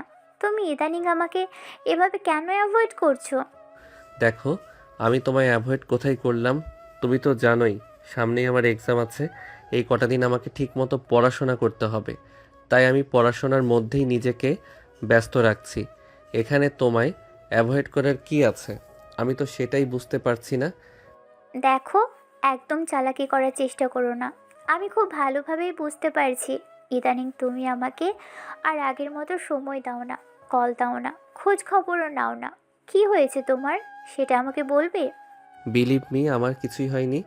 আমি পড়াশোনা নিয়ে ইদানিং একটু ব্যস্ত আছি, তাই তোমাকে সেভাবে সময় দেওয়া হয়ে উঠছে না। আমার পরীক্ষাটা শেষ হতে দাও, তারপর আমি একদম ফ্রি। কিন্তু আশিকের গার্লফ্রেন্ডের নেহা এই কথাটা মানতেই নারাজ। সে কোনোভাবেই মানতে চাইছিল না যে আশিকের পরীক্ষা সামনে, তাই আশিক তাকে সময় দিতে পারছে না। আর কেন জানি বারবার আশিককে সন্দেহ হচ্ছিল। তাই সে মনে মনে সিদ্ধান্ত নিল একদিন আশিকের বাড়িতে আসবে আশিককে কোনো কিছু না জানিয়ে, আর তারপর সে নিজের চোখেই দেখবে আশিক কেন তাকে এভাবে অ্যাভয়েড করে যাচ্ছে।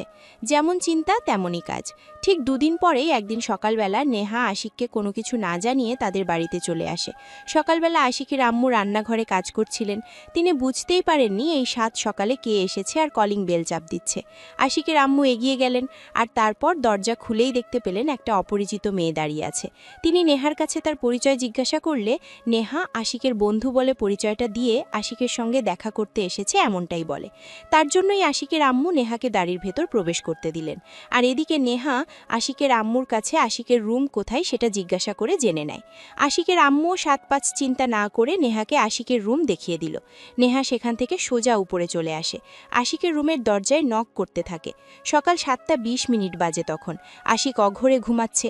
দরজার কারণ নক করার আওয়াজে প্রিয়াঙ্কার ঘুমটা ভেঙে গেল। সে চোখ ডলতে ডলতে দরজা খুলে দিল আর তখনই নেহা রুমের ভেতর প্রবেশ করল।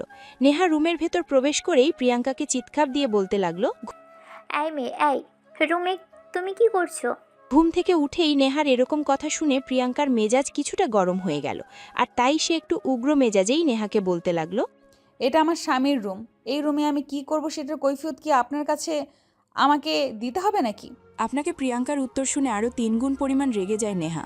সে চিৎকার দিয়ে বলতে থাকে, তোমার স্বামীর রুম মানে? তুমি পাগল হয়ে গেছো নাকি?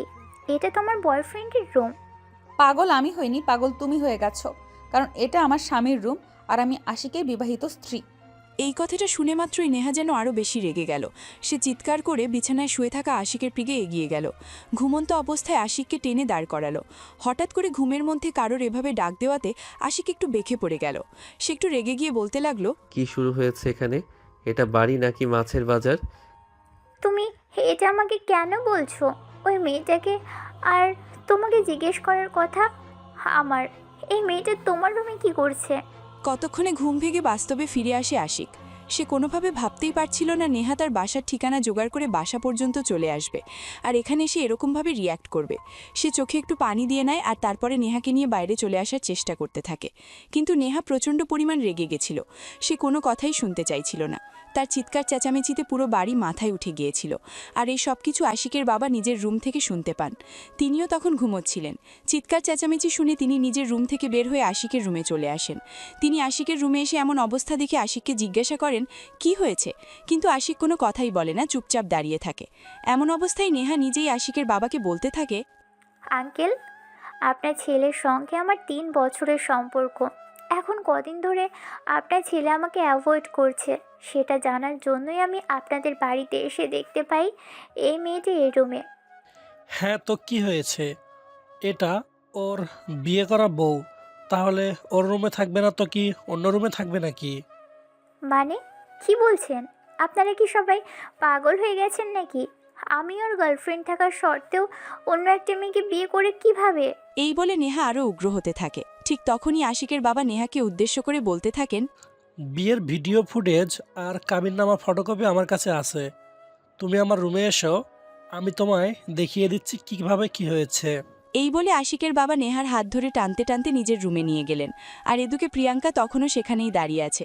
আশিক অগ্নিদৃষ্টিতে প্রিয়াঙ্কার দিকে তাকিয়ে আছে। প্রিয়াঙ্কা কোনো কথা বলছে না, চুপচাপ দাঁড়িয়ে আছে। তখনই আশিক আবারও প্রিয়াঙ্কাকে উদ্দেশ্য করে বলতে লাগলো, এই হারামজাদি, তুই কি শুরু করেছিস বলতো? সকাল সকাল এই ঝামেলাটা না করলে তোর হচ্ছিল না। তুই আমাকে কেন দোষ দিচ্ছিস? আমি তো যা সত্য তাই বলেছি। মিথ্যা কোনো কথা বলে কি আমি তোদের মাঝে ঝামেলা করেছি? আশিক ওই মুহূর্তে প্রচণ্ড পরিমাণ রেগে গেল। নিজের রাগ সামলাতে না পেরে ঠাস করে প্রিয়াঙ্কার গালে একটা চড় বসিয়ে দিল। ইতরের গতি এতটাই বেশি ছিল, প্রিয়াঙ্কা নিজেকে সামলাতে না পেরে ছিটকে পড়ে গেল। দরজার সাথে লেগে প্রিয়াঙ্কার কপাল ফেটে রক্ত বের হতে শুরু করলো। প্রিয়াঙ্কা একটা চিৎকার দিয়ে জ্ঞান হারালো। প্রিয়াঙ্কার চিৎকার শুনে আশিকের আম্মু দৌড়ে আশিকের রুমে চলে আসে। তিনি আশিকের রুমে এসে দেখতে পান প্রিয়াঙ্কা অজ্ঞান হয়ে ফ্লোরে পড়ে আছে। তার কপাল ফেটে রক্ত বের হচ্ছে। তিনি আর এক মুহূর্ত দেরি না করে আশিকের বাবাকে ডাক দেন আর তারপরেই তারা দুজনে প্রিয়াঙ্কাকে নিয়ে হসপিটালে চলে যান। এদিকে আশিকও তখন আফসোস করতে থাকে। সে কোনোভাবেই ভাবতে পারেনি এরকম একটা দুর্ঘটনা ঘটে যাবে। সে তার বাবার সামনে কিভাবে দাঁড়াবে এটাই ভেবে পাচ্ছে না। এখন তো তার বাবার সামনে গেলেই তাকে কথা শুনতে হবে। প্রায় 2 ঘন্টা পর প্রিয়াঙ্কার জ্ঞান ফিরে আসে। আশিকের আম্মু তার মাথার পাশে বসে আছেন, মাথায় হাত বুলিয়ে দিচ্ছেন। প্রিয়াঙ্কা চোখ খুলেই আশিকের আম্মুকে দেখে বলতে থাকে, কি হলো ছোট আম্মু, তুমি কাঁদছো কেন? আমরা তোকে জোর করে আশিকের সঙ্গে বিয়েটা দিয়েছি বলেই তোকে আজ এই পরিস্থিতির সম্মুখীন হতে হয়েছে। বুঝতে পারছি না নিজেকে কিভাবে ক্ষমা করব। প্রিয়াঙ্কা তখন আশিকের আম্মুকে সামাল দেওয়ার জন্য বলতে থাকে আশিকের আম্মু যাতে চিন্তা না করে। আল্লাহ চাইলে একদিন সবকিছুই ঠিক হয়ে যাবে। আশিকের আম্মুও নিজেকে শান্ত করার চেষ্টা করেন। এদিকে দেখতে দেখতে দুপুর গনিয়ে বিকাল হতে চলল। প্রিয়াঙ্কাকে হসপিটাল থেকে রিলিজ করা হলো। আশিকের আব্বু আম্মু দুজন প্রিয়াঙ্কাকে নিয়ে বাসায় ফিরে আসে। আশিক নিজের রুমে বসে অপেক্ষা করছিল প্রিয়াঙ্কার জন্য, কারণ সে জানতো প্রিয়াঙ্কা বাসায় আসার পর রুমেই যাবে। কিন্তু আজ সেরকম কোনো কিছুই হলো না। প্রিয়াঙ্কাকে নিয়ে হসপিটাল থেকে আসার পর আশিকের আম্মু সোজা প্রিয়াঙ্কাকে নিজের রুমে নিয়ে গেলেন আর তারপর প্রিয়াঙ্কাকে নিজের কাছেই রেখে দিলেন। রাতের খাবার খাওয়ালেন আর তারপর ওষুধ খাইয়ে ঘুম পাড়িয়ে দিলেন। রাত 12টা বাজে। আশিক তখনও রুমে বসে বসে অপেক্ষা করছে। এই বুঝি প্রিয়াঙ্কার রুমে আসবে আর সে প্রিয়াঙ্কার কাছে তার এই ব্যবহারের জন্য ক্ষমা চাইবে। কিন্তু সেটা আর হয়ে উঠল না। প্রিয়াঙ্কা আর রুমে আসলো না। অপরদিকে বাড়ির সবাই দরজা দিয়ে ঘুমিয়ে পড়েছে, কিন্তু আশিকের চোখে ঘুম আসছে না। তার মাঝে অন্যরকম এক অস্থিরতা কাজ করছে। সে একটা অন্যায় করেছে। মনে হচ্ছে প্রিয়াঙ্কার কাছে ক্ষমা চাওয়া উচিত, কিন্তু প্রিয়াঙ্কা যদি তার সামনে না আসে তাহলে সে ক্ষমা চাইবে কিভাবে? কিন্তু মায়ের রুমে গিয়ে মায়ের সামনেও প্রিয়াঙ্কার কাছে ক্ষমা চাইবে না। সে মা বাবার সামনে নিজেকে কোনোভাবেই ছোট প্রমাণিত করবে না। এসব ভাবতে ভাবতেই রাত আরও গভীর হতে লাগলো, কিন্তু তার চোখে ঘুমের ছিটা ফোঁটা পর্যন্ত নেই। এভাবেই রাত পেরিয়ে সকাল হয়ে গেল। পরের দিন সকালবেলা আশিক ভার্সিটিতে গেল না, নিজের রুমে বসে আছে। তখনও অপেক্ষা করছে প্রিয়াঙ্কা রুমে যাবে এই জন্য। সকাল 7টা। আশিকের আম্মু কোনো একটা প্রয়োজনে আশিকের রুমে আসে আর তিনি দেখতে পান আশিক পড়ার টেবিলে বসে আছে। তিনি ভীষণ আশ্চর্য হন, কারণ এই সময় আশিক কখনোই পড়ার টেবিলে থাকে না। তাই তো তিনি আশিককে বলতে লাগলেন, কি ব্যাপার বাবা, তুই ঘুমোসনি? না আম্মু, আমার ভালো লাগছে না। আশিকের আম্মু তখন নিজের ছেলেকে আর কোনো কথা বললেন না, চুপচাপ রুম থেকে বের হয়ে চলে গেলেন। আর এদিকে রুমে গিয়ে নিজের স্বামীর সঙ্গেই ব্যাপারটা শেয়ার করলেন, কারণ তিনি খুব ভালোভাবে বুঝতে পারলেন ছেলের মধ্যে অনুশোচনা কাজ করতে শুরু করেছে, আর তারা তো এমনটাই চেয়েছিল। আর এদিকে তখনই আশিকের বাবা আশিকের আম্মুকে বলে সে যতক্ষণ পর্যন্ত নিজেকে সম্পূর্ণরূপে শোধরাতে না পারবে ততক্ষণ পর্যন্ত প্রিয়াঙ্কাকে তার রুমে পাঠানো হবে না। আশিকের আম্মু আশিকের আব্বুর এমন প্রস্তাবে রাজি হয়ে গেলেন। তিনিও আশিকের আব্বুকে বললেন আশিক যখন নিজের থেকে এসে প্রিয়াঙ্কার কাছে ক্ষমা চাইবে এবং প্রিয়াঙ্কাকে নিজের রুমে নিয়ে যাবে তখনই তিনি প্রিয়াঙ্কাকে ওই রুমে যেতে দেবেন, তা না হলে প্রিয়াঙ্কা এই রুমেই থাকবে। এদিকে আশিকের আম্মু সকালবেলা প্রিয়াঙ্কার জন্য নাস্তা তৈরি করেন। প্রিয়াঙ্কা ডাইনিং টেবিলে আসতে চাইলেও তিনি প্রিয়াঙ্কাকে ডাইনিং টেবিলে আসতে দিলেন না। তিনি প্রিয়াঙ্কার জন্য খাবার তৈরি করে সেটা রুমে নিয়ে গেলেন, আর তারপর সেখানেই প্রিয়াঙ্কাকে খাইয়ে দিলেন। প্রিয়াঙ্কাও আশিকের আম্মুর মুখের উপর কোনো কথা বলল না। আশিকের আম্মু তাকে যেভাবে যেটা করতে বলছে সেও ঠিক সেভাবেই সেটা করে চলেছে। এভাবেই সময় পেরোতে লাগলো। আশিক নাস্তার টেবিলে গিয়েও অনেকক্ষণ সময় এপাশ ওপাশ তাকিয়েছে, প্রিয়াঙ্কাকে মনে মনে খুঁজেছে, যেটা আশিকের আব্বু আম্মু দুজনেই দেখতে পেয়েছে। তারা সবকিছু বুঝতে পেরেও কোনো কিছুই বলেনি। যতক্ষণ পর্যন্ত আশিক মুখ ফুটে না বলবে ততক্ষণ পর্যন্ত তারা কিছু বলবে না, এমনটাই তাদের সিদ্ধান্ত। নাস্তা শেষ করে আশিক নিজের রুমে চলে আসে, আর তারপরও সে প্রিয়াঙ্কার জন্যই অপেক্ষা করতে থাকে। কিন্তু সকাল গড়িয়ে দুপুর, আর দুপুর গড়িয়ে বিকাল হতে চলল, কিন্তু প্রিয়াঙ্কার রুমে আসলো না। আশিক আরও অস্থির হয়ে গেল, সে কোনোভাবেই নিজেকে ঠিক রাখতে পারছিল না।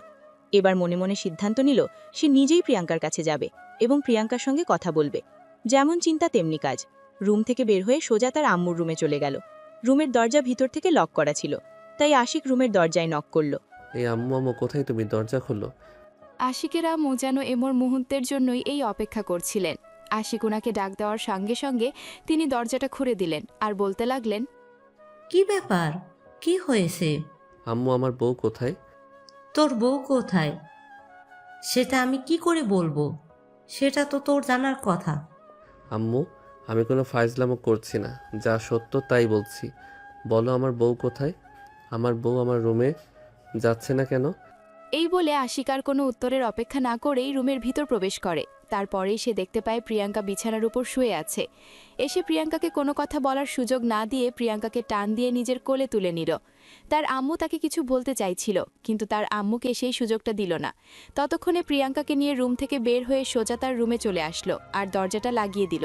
প্রিয়াঙ্কা অবাক হয়ে দেখছে সবকিছু, কোনো কিছু বলার সাহস পর্যন্ত পাচ্ছে না, কারণ এখন আশিককে কোনো কিছু বললেই তার কাছ থেকে হয়তো ধমক শুনতে হতে পারে। তাই সে চুপ করে রইল। এদিকে আশিক দরজাটা লাগিয়ে দিয়ে প্রিয়াঙ্কাকে বিছানার উপর ঢিল দিয়ে একদম ছুঁড়ে ফেলে দিল। তারপরে সে এক লাফ দিয়ে প্রিয়াঙ্কার বুকের উপর শুয়ে পড়ল। প্রিয়াঙ্কা কিছুটা ব্যথা পেয়ে আহ করে উঠে আর বলতে থাকে, এই কি করছিস তুই? ব্যথা পাচ্ছি তো। কিন্তু আশিক কোনো সারা শব্দ করল না। সে তার উদ্দেশ্য হাসিলে ব্যস্ত হয়ে পড়ল।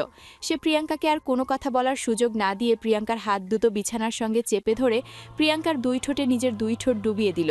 প্রিয়াঙ্কা নিজেকে ছাড়ানোর জন্য প্রাণপণ চেষ্টা করতে লাগলো, কিন্তু আশিকের শক্তির কাছে পেরে উঠছিল না। আশিক প্রিয়াঙ্কার দুই ঠোঁটে গভীরভাবে চুমু খেতে থাকে, সেই সঙ্গে প্রিয়াঙ্কার সারা শরীরেও ভালোবাসার স্পর্শ দিতে থাকে। প্রিয়াঙ্কা এই প্রথমবার কোনো পুরুষ মানুষকে নিজের এতটা কাছে আপন করে পেয়েছে। সে নিজেকে আর ধরে রাখতে পারছিল না। সেও আশিকের সঙ্গে রেসপন্স করতে থাকে, আর এভাবেই কিছুক্ষণের মধ্যেই দুজন ভালোবাসার অতল সাগরে হারিয়ে যায়। প্রায় ঘণ্টাখানেক ধরে চলে তাদের এভাবেই ভালোবাসার আদান প্রদান পর্ব। ঘণ্টাখানেক পর আশিক প্রিয়াঙ্কাকে ছেড়ে দিয়ে বিছানার একপাশে শুয়ে পড়ে ক্লান্ত হয়ে। প্রিয়াঙ্কা কোনো কথাই বলে না, বিছানার চাদরটা দিয়ে নিজেকে কোনো রকম আবৃত করে নিল। বেশ কিছুক্ষণ পর প্রিয়াঙ্কার দিকে ফিরে তাকায় আশিক আর বলতে থাকে, এই দুটো দিন কিভাবে তুমি আমাকে ছাড়া ছিলে? আশিকের কথার কোনো উত্তর দেয় না প্রিয়াঙ্কা। তার মাঝে রাগ ভালোবাসা দুটোই কাজ করছে, কোনটা দেখাবে সেটাই বুঝতে পারছে না। তখনই আবারও আশিক প্রিয়াঙ্কার বুকের উপর ঝুঁকে পড়ে, প্রিয়াঙ্কার থুতনি চেপে ধরে বলতে থাকে, কি ব্যাপার, কি হলো? তোমাকে আমি কিছু জিজ্ঞাসা করেছি, তুমি আমার কথার উত্তর দিচ্ছ না কেন? তুমি তো চাও না আমি তোমার কাছাকাছি থাকি, সেই জন্যই তো আমি তোমার কাছ থেকে নিজেকে সরিয়ে নেওয়ার চেষ্টা করছিলাম। বলতেই আশিক প্রিয়াঙ্কাকে টান দিয়ে নিজের বুকের সঙ্গে মিশিয়ে নিল আর শক্ত করে জড়িয়ে ধরে বলতে লাগলো, দেখো আমি যা করেছি ভুল করেছি, তার জন্য আমি তোমার কাছে ক্ষমা চাইছি। প্লিজ আমাকে একটাবার আমার ভুলের প্রায়শ্চিত্ত করার সুযোগ দাও। তোমার প্রতি আমার কোনো অভিযোগ নেই, তোমার জায়গায় অন্য কেউ থাকলে হয়তো এটাই করতো। এটা তুমি রাগের মাথায় বলছো? প্লিজ আমাকে একটাবার আমার পাপের প্রায়শ্চিত্ত করার সুযোগ দাও। আমি এতদিন তোমার সঙ্গে যা করেছি সব কিছুর জন্য আমি তোমার কাছে ক্ষমা চাইছি। প্লিজ আমাকে একটাবার ক্ষমা করো। আরে বাবা, বললাম তো তোমার প্রতি আমার কোনো অভিযোগ নেই। আমি জানতাম একদিন না একদিন তোমার এই ভুল ধারণা ঠিক ভেঙে যাবে, আর সেদিন তুমি নিজের থেকেই আমার কাছে ফিরে আসবে। তুমি সত্যি বলছো তো? আমার প্রতি তোমার কোনো অভিযোগ নেই? না, সত্যি বলছি, আমি তোমার প্রতি আমার কোনো অভিযোগ নেই। এই বলে প্রিয়াঙ্কাও আশিককে শক্ত করে জড়িয়ে ধরে আর দুজন দুজনার বুকের নিঃশ্বাসের শব্দ শুনতে থাকে। এরপর থেকে আশিক প্রিয়াঙ্কার সম্পর্ক আস্তে আস্তে ঠিক হতে শুরু করে। এদিকে দেখতে দেখতে আশিকের অনার্স ফাইনাল ইয়ারের পরীক্ষাও শুরু হয়ে গেছিল। আশিক দিনরাত এক করে পড়াশোনা নিয়ে ব্যস্ত ছিল। ওই সময়টাতে প্রিয়াঙ্কা আশিককে অনেক সাপোর্ট দিত, সব ব্যাপারে, আশিকের পড়াশোনার ব্যাপারেও সাহায্য করত। আশিক সেই সময়টাতে ভীষণ অবাক হতো। তার সবচেয়ে বড় এবং প্রধান কারণ হলো আশিক সবসময় ভাবত প্রিয়াঙ্কা গ্রাম থেকে উঠে আসা সাধারণ একটা মেয়ে। সে হয়তো প্রাইমারি পর্যন্ত পড়াশোনা করলে করেছে, না করলে নাই। কিন্তু আশিক যখন পড়তে বসত, প্রিয়াঙ্কা অধিকাংশ ব্যাপারে আশিককে সাহায্য করত। যে পড়াগুলো আশিক পড়তে পারত না, প্রিয়াঙ্কা তাকে সেগুলো খুব সহজেই করিয়ে দিত। আশিক অনেকবার প্রিয়াঙ্কাকে জিজ্ঞাসা করেছিল প্রিয় কোন পর্যন্ত পড়াশোনা করেছে সেটা জানার জন্য, কিন্তু প্রিয়াঙ্কা আশিকের এই প্রশ্নের উত্তর কোনোদিনও দেয়নি। বরঞ্চ আশিক যতবারই তাকে এই ব্যাপারে জিজ্ঞাসা করেছে, প্রিয়াঙ্কা ততবারই এই ব্যাপারটাকে এড়িয়ে যাওয়ার চেষ্টা করেছে। তাই অবশেষে আশিক আর এই ব্যাপার নিয়ে প্রিয়াঙ্কাকে কোনো প্রশ্ন করত না। দেখতে দেখতে আশিকের অনার্স ফাইনাল ইয়ারের একদম শেষ হয়ে গেল। ইতিমধ্যে আশিকের গার্লফ্রেন্ডের সঙ্গে আশিকের যোগাযোগ একদমই কমে এসেছিল। আশিক নিজের থেকে তার সঙ্গে কোনো যোগাযোগ রাখার চেষ্টাই করত না। তবে নেহা নামের মেয়েটা আশিকের পিছু ছেড়ে দিতেও রাজি ছিল না। আশিকের পিছনে পড়ে থাকতেই ব্যস্ত ছিল, কারণ আশিকই বড়লোক বাবার একমাত্র আদরের ছেলে। তাকে বিয়ে করলে রাজপুত্র আর রাজত্ব দুটোই একসঙ্গে পাওয়া যাবে। তাই আশিকের পরীক্ষা যেদিন শেষ, সেদিন বিকেলেই নেহা আশিকের সঙ্গে দেখা করতে চায়, কিন্তু আশিক কোনোভাবেই নেহার সঙ্গে দেখা করতে রাজি হচ্ছিল না। তবে নেহা আশিককে অনেক করে রিকোয়েস্ট করে, যার কারণে আশিককে নেহার সঙ্গে দেখা করতে বাধ্য হয়। বিকেল 4টে বাজে নেহা এবং আশিক একটা পার্কে বসে আছে। আশিক কোনো কথা বলছে না, চুপচাপ চারপাশের পরিবেশ দেখছে। তখনই নেহা আশিকের হাত দুটো চেপে ধরে আর বলতে থাকে, প্লিজ তুমি আমার সঙ্গে এরকম করো না। আমি সত্যি তোমাকে অনেক ভালোবাসি। তোমাকে ছাড়া আমি বাঁচতে পারবো না। দেখো, তোমার আর আমার মধ্যে অনেক দিনের রিলেশন আছে, সেটা ঠিক আছে, কিন্তু আমরা সম্পর্কের অতটাও গভীরে যাইনি যেখান থেকে আমরা ফিরে আসতে পারবো না। প্লিজ বিলিভ মি, তোমায় আমি ভীষণ ভালোবাসি। তোমাকে ছাড়া আমি বাঁচতে পারবো না।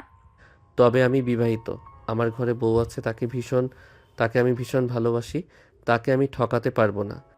দেখো, ওই গাইয়া ছোট লোক ফকিনি মার্কা মেয়েটা তোমাকে তাবিজ করেছে। তুমি সেটা বুঝতে পারছো না। তুমি ওকে ভুলে যাও, ওকে ডিভোর্স দিয়ে দাও, তারপর আমরা দুজন বিয়ে করে নেব। কথাটা শুনতেই ভীষণভাবে রেগে গেল আশিক, আর নেহার গালে ঠাস করে একটা থাপ্পড় বসিয়ে দিয়ে সেখান থেকে চলে আসলো। অপরদিকে নেহা সেখানে দাঁড়িয়ে কান্না করছিল। সে ভাবতেই পারেনি আশিক এমন কিছু একটা করবে। আশিক পার্ক থেকে বের হয়ে রাস্তার পাশ ধরে হাঁটতে থাকে। একটা ফুলের দোকান দেখতে পায়। হঠাৎই কেন জানি না আশিকের মনে হলো মেয়েরা ভীষণ ফুল পছন্দ করে। তাই সে রাস্তার পাশের ফুলের দোকানটি থেকে একটা বেলি ফুলের গাছরা আর দুটো লাল গোলাপ কিনে নিল।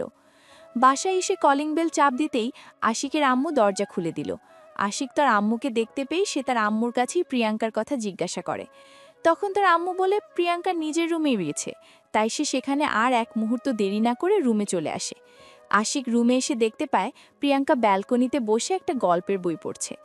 আশিক রুমের দরজাটা ভিতর দিক থেকে লাগিয়ে দেয়, তারপরেই প্রিয়াঙ্কার পিছনে গিয়ে দাঁড়ায়। প্রিয়াঙ্কা তার পিছনে তার উপস্থিতি বুঝতে পারে। সে সবকিছু বুঝতে পেরেও না বোঝার ভান করে নিজের মতো করে গল্পের বই পড়তে থাকে। প্রিয়াঙ্কার চুলগুলো খোলা ছিল। আশিক তখনই প্রিয়াঙ্কার চুলগুলো হাতে নিয়ে একটা খোপা করে দেওয়ার চেষ্টা করতে থাকে। ওই মুহূর্তেই প্রিয়াঙ্কা বলতে থাকে, সবাইকে দিয়ে সব কিছু হয় না ডিয়ার, আপনার কি লাগবে সেটা আপনি আমার কাছে বলুন, আমি করে দিচ্ছি। তখনই আশিক পকেট থেকে বেলি ফুলের মালাটা বের করলো। তারপর সেটা প্রিয়াঙ্কার হাতে তুলে দিয়ে বলল, এটা তোমার জন্য এনেছিলাম, খোপায় দিবে? একটু দেখবো। প্রিয়াঙ্কা এক মুহূর্ত দেরি না করে নিজের চুলটা খোপা করে নিল, আর তারপরেই আশিকের হাত থেকে বেরিয়ে পড়ে মালাটা নিজের খোপায় গুজে দিল। এদিকে আশিক তখনই পকেট থেকে সেই গোলাপ দুটো বের করে প্রিয়াঙ্কার সামনে হাঁটু গেড়ে বসে বলতে লাগলো, তোমার রূপে হারিয়েছি গো প্রিয়তমা, ভালোবেসে একবার তোমার বুকে টেনে নাও না। আশিকের এমন পরিবর্তন দেখে প্রিয়াঙ্কা সত্যি ভীষণ অবাক হয়। আশিকের হাত থেকে ফুল দুটো নিয়ে এবং আশিককে হাত ধরে দাঁড় করায় আশিককে নিজের বুকের সঙ্গে মিশিয়ে নিয়ে বলতে থাকে, সারা জীবন এইভাবেই ভালোবেসে পাশে থেকো, তাতেই আমার চলবে, আর কিছুই চাই না। আশিকও তখন প্রিয়াঙ্কাকে শক্ত করে নিজের বুকের সঙ্গে জড়িয়ে ধরে বলতে থাকে, এভাবেই সারা জীবন তোমার পাশে থেকে যেতে চাই। আমারও আর কিছুই চাওয়ার নেই। অনেক ভালোবাসি তোমায় প্রিয়তমা। এই বলে আশিক প্রিয়াঙ্কার গলার নিচে নিজের ঠোঁট ডুবিয়ে দেয় আর গভীরভাবে চুমু খেতে থাকে। আর এভাবেই শুরু হয় তাদের দুষ্টু মিষ্টি একটা ভালোবাসার গল্প। আমাদের আজকের গল্পটি এ পর্যন্তই ছিল। গল্পটি আপনাদের কাছে কেমন লেগেছে ছোট্ট একটা কমেন্টে জানাবেন। ভালো লাগলে লাইক, কমেন্ট, শেয়ার করে পাশেই থাকবেন। এতক্ষণ সাথে থাকার জন্য ধন্যবাদ। সবাই ভালো থাকবেন, সুস্থ থাকবেন। আল্লাহ হাফেজ।